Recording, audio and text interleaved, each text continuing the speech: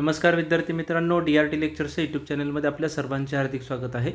पाठीमागच्या काही लेक्चर्समध्ये आपण या चॅनलच्या माध्यमातून वेगवेगळ्या पदांच्यासाठी आयोजित केल्या जाणाऱ्या राज्य शासन किंवा केंद्र सरकारच्या किंवा राज्य शासनाच्या आणि केंद्र सरकारच्या अंतर्गत येणाऱ्या वेगवेगळ्या विभागांच्या माध्यमातून ज्या भरती परीक्षा आयोजित केल्या जातात त्या भरती परीक्षांच्या संदर्भातील काही महत्त्वाचे प्रश्न किंवा भूगोल विषय व चालू घडामोडी या घटकांच्या संदर्भातील महत्त्वाच्या संकल्पना महत्त्वाचे घटक याच्याविषयी आपण या चॅनलच्या माध्यमातून माहिती बघत आहोत।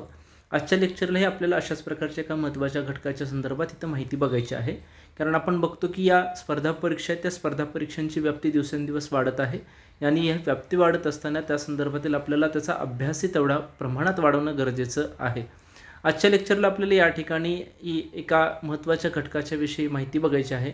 आता तुम्ही या स्पर्धा परीक्षांचा अभ्यास करत असताना शेती हा घटक अभ्यासला असेल, परंतु या शेतीच्या घटकाच्या अंतर्गत येणारे जे वेगवेगळे महत्त्वाचे विषय आहेत त्या विषयांच्या संदर्भातील आपल्याला माहिती असणं गरजेचं आहे। आता आपण बघतो की शेतीचे वेगवेगळे प्रकार पडतात। या शेतींच्या प्रकारातील एक महत्त्वाचा प्रकार आहे स्थलांतरित शेती। स्थलांतरित शेतीबरोबरच फुल शेती आहे, फळ शेती आहे, व्यापारी शेती आहे, बागायती शेती आहे, नगदी पिकं देणारी शेती आहे, असे शेतीचे विविध प्रकार पडतात। त्या सर्व प्रकारांच्या मधील एक महत्त्वाचा प्रकार आहे स्थलांतरित शेती। यालाच इंग्रजीमध्ये शिफ्टिंग कल्टिवेशन असं म्हणतात। शिफ्टिंग याचाच अर्थ शिफ्ट होणारी किंवा एका ठिकाणाहून दुसऱ्या ठिकाणी स्थलांतरित होणारी शेती।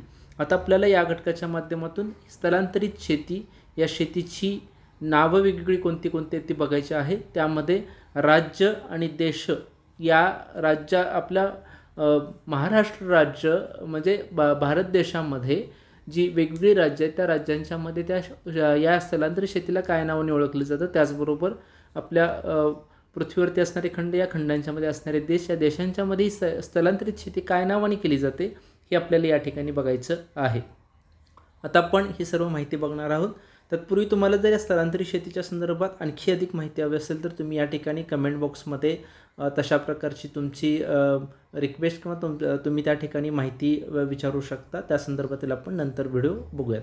आपल्याला आजच्या लेक्चरला या ठिकाणी स्थलांतरित शेती जी आपल्या भारत देशातील वेगवेगळ्या राज्यांच्यामध्ये केली जाते, त्याचबरोबर पृथ्वीवरती असणाऱ्या इतर देशांच्यामध्येही केली जाते, त्या स्थलांतरित शेतीला असणारी त्या प्रदेशातील नावं काय आहेत ते आपण या ठिकाणी बघणार आहोत। हे बघण्यापूर्वी आपण सर्वप्रथम स्थलांतरित शेती म्हणजे काय हे आपण बघून घेऊयात। स्थलांतरित शेती ही एक शेतीची पद्धत आहे ज्यामध्ये जमिनीचा एक तुकडा तात्पुरता लागवड केला जातो आणि लागवड करणारा दुसऱ्या प्लॉटवर जात असताना वनस्पती मुक्तपणे वाढून न देता त्या सोडून दिल्या जातात। आता स्थलांतरित शेती म्हणजे काय, तर स्थलांतरित शेती म्हणजे एखादा जमिनीचा तुकडा घेतला जातो, तो तुकडा पहिल्यांदा साफ केला जातो। साफ म्हणजे त्या ठिकाणचा पालापाचोळा छोटी झुडपं ही काढली जातात, काढून त्या ठिकाणी तिथेच टाकली जातात। टाकल्यानंतर ती वाळून दिली जातात, वाळल्यानंतर ती त्याला पेटवली जातात, पेटवल्यानंतर त्याची राख आणि त्या ठिकाणी असणारी माती ही दोन्ही एकमेकांच्यामध्ये मिक्स करून त्या ठिकाणी त्या राख आणि माती मिक्स करून त्यामध्ये वेगवेगळ्या बिया लावून तिथे शेती केली जाते। त्या शेतीच्या प्रकाराला स्थलांतरित शेती म्हणतात।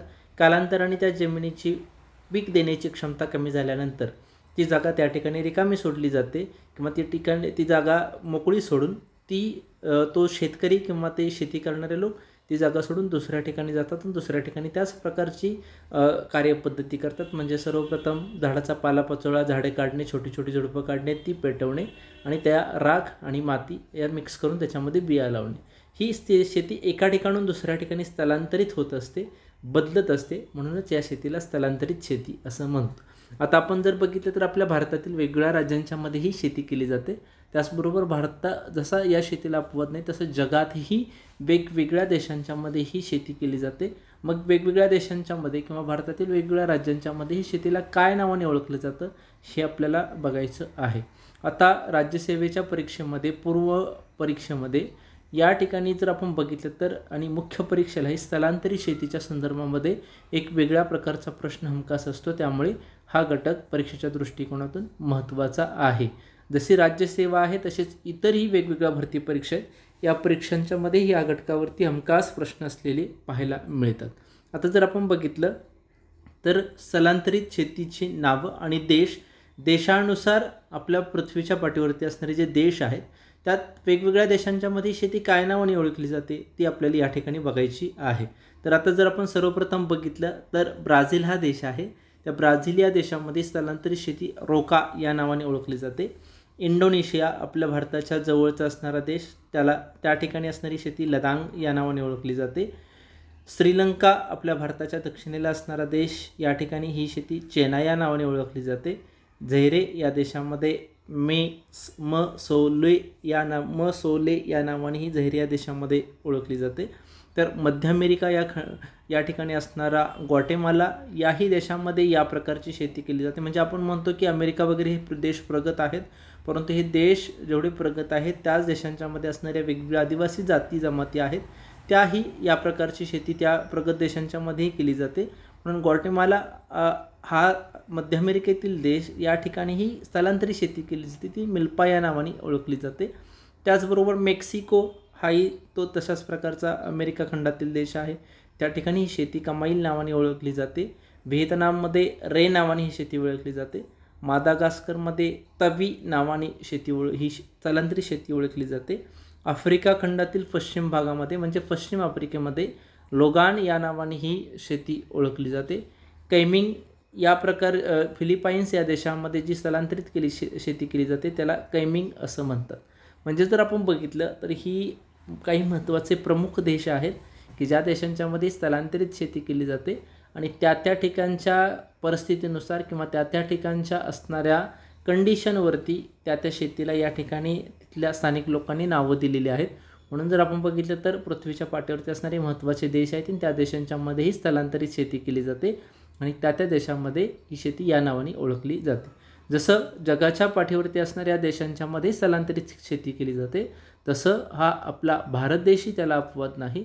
भारत देशामध्येही वेगवेगळ्या राज्यांच्यामध्ये ही स्थलांतरित शेती केली जाते. त्या राज्यांच्यामध्ये त्या शेतीला काय नावाने ओळखले जातं ते आपल्याला या ठिकाणी बघायचं आहे. आता स्थलांतरित शेतीची नावे आणि राज्य. आता आपण जर बघितलं तर कुमरी या प्रकारची शेती पश्चिम घाटामध्ये केली जाते. आता स्थलांतरित शेतीचाच हा एक कुमरी प्रकार आहे, तो पश्चिम घाटामध्ये केला जातो. म्हणजे पश्चिम घाट जर आपण बघितला तर गुजरातच्या सीमेपासून ते केरळापर्यंत असणारा पश्चिम दिशेला असणारा जो डोंगरांगांचा प्रदेश आहे तो पश्चिम घाट म्हणून ओळखला जातो. आणि या पश्चिम घाटामध्ये असणाऱ्या वेगवेगळ्या आदिवासी जमाती ज्या आहेत त्या आदिवासी जमाती कुमरी या जी शेती करतात किंवा जी स्थलांतरित शेती करतात ती शेती कुमरी या नावाने ओळखली जाते. त्याचबरोबर आसाम हे राज्य आहे, उत्तर भारतातील ईशान्य दिशेकडे असणारं राज्य आसाम. या आसाम ही राज्यामध्ये झूम या नावाने स्थलांतरित शेती केली जाते. मध्य प्रदेशामध्ये स्थलांतरित शेती केली जाते, ती पेंडा या नावाने ओळखली जाते. ओरिसा या राज्यामध्ये पोडू या नावाने स्थलांतरित शेती केली जाते.